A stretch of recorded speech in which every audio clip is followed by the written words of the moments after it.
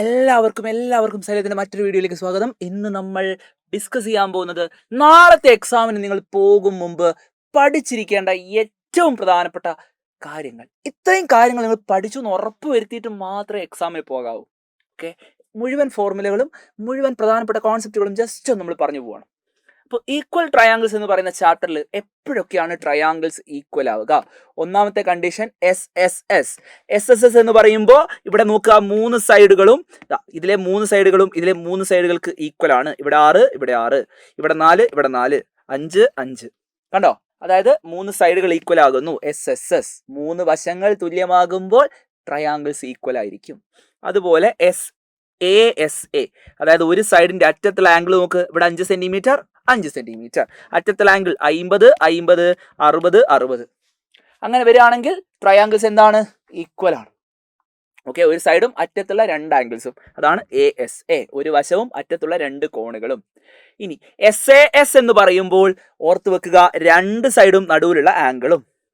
Okay, ഒരു ട്രയാങ്കിളിലെ രണ്ട് സൈഡുകളും നടുവിലുള്ള ആംഗിളും മറ്റൊരു ട്രയാങ്കിളിലെ രണ്ട് സൈഡും നടുവിലുള്ള ആംഗിളിനും ഈക്വൽ ആകുന്നു.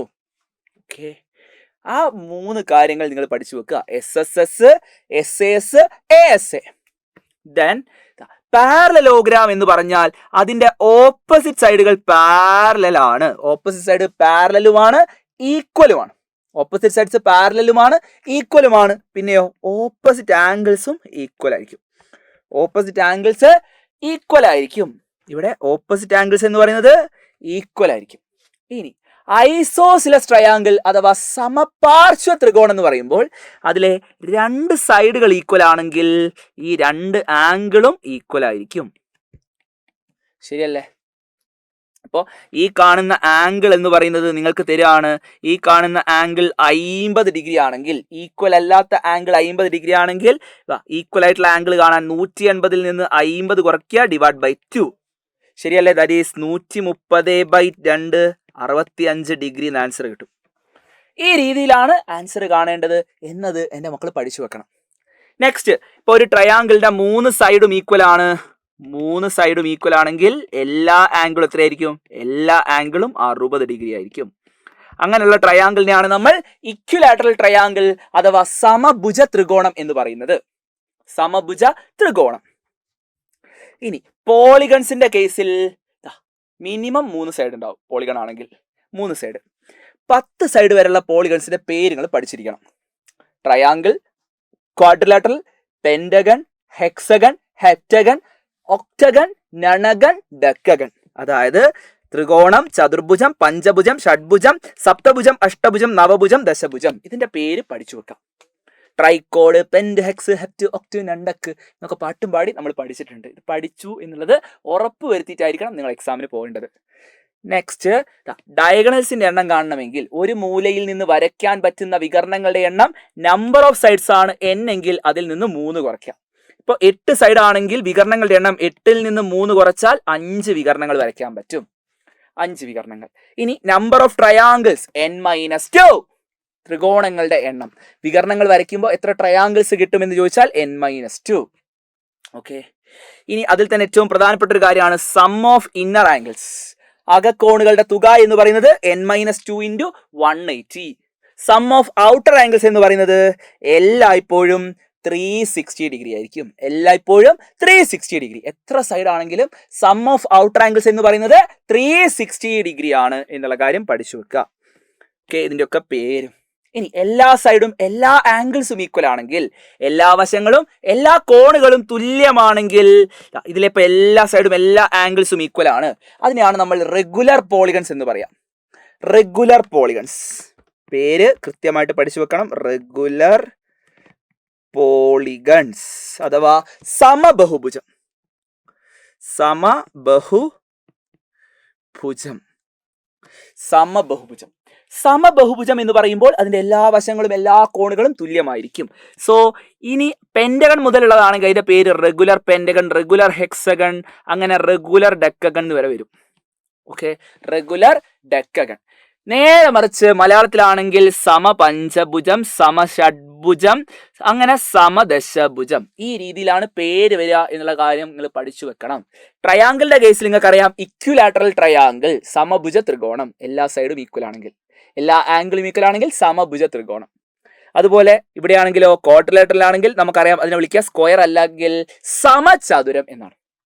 പിന്നെ എല്ലാവരും പഠിച്ചിരിക്കേണ്ട ഒരു പ്രധാനപ്പെട്ട പോയിന്റ് എന്ന് പറയുന്നത്, എല്ലാവരും പഠിച്ചിരിക്കേണ്ട ഒരു പോയിന്റ് എന്ന് പറയുന്നത്, ഇപ്പൊ ഒരു ട്രയാങ്കിൾ ആണെങ്കിലും ഏതൊരു പോളിഗൺ ആണെങ്കിലും അതിലെ ഒരു വേർട്ടെക്സിലുള്ള അകം കോണും പുറം കോണും, അതായത് ഇന്നർ ആംഗിളും ഔട്ടർ ആംഗിളും കൂടെ കൂട്ടിയാൽ എത്രയായിരിക്കും? ഇന്നർ ആംഗിളും ഔട്ടർ ആംഗിളും കൂട്ടിക്കഴിഞ്ഞാൽ 180 ഡിഗ്രി ആണ് എന്നുള്ള കാര്യം പഠിച്ചു വെക്കാം. എത്രയാണ്? 180 ഡിഗ്രി ആണ്. 180 ഡിഗ്രി. ഓക്കെ, അകം കോണും അതിനെയാണ് പറയാ അകക്കോൺ.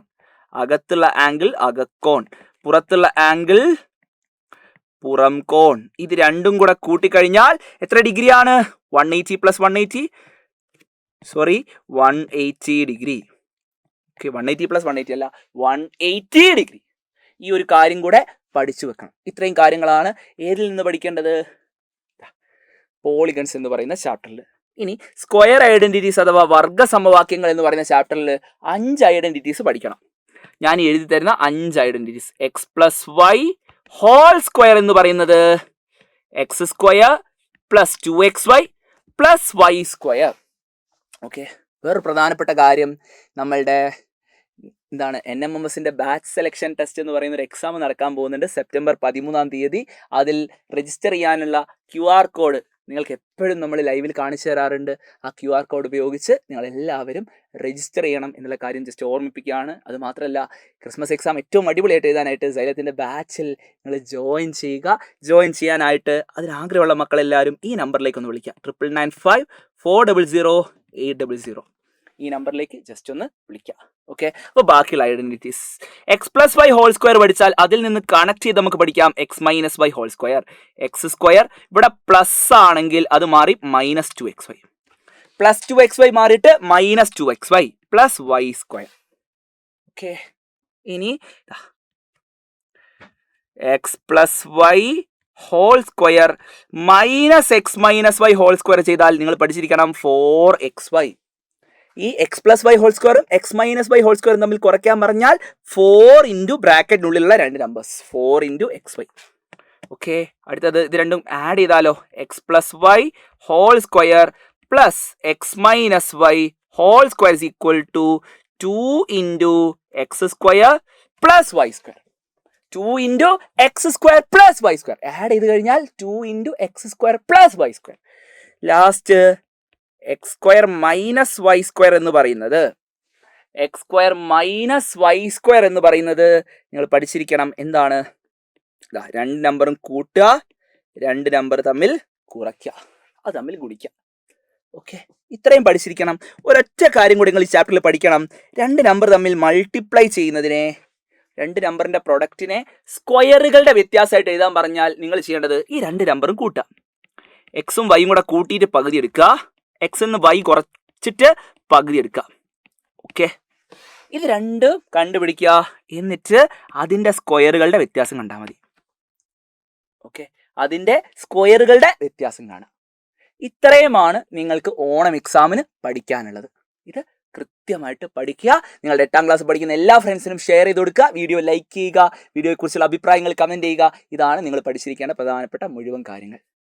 ഓക്കെ ആണല്ലോ, സെറ്റാണല്ലോ, അടിപൊളിയാക്കട്ടോ.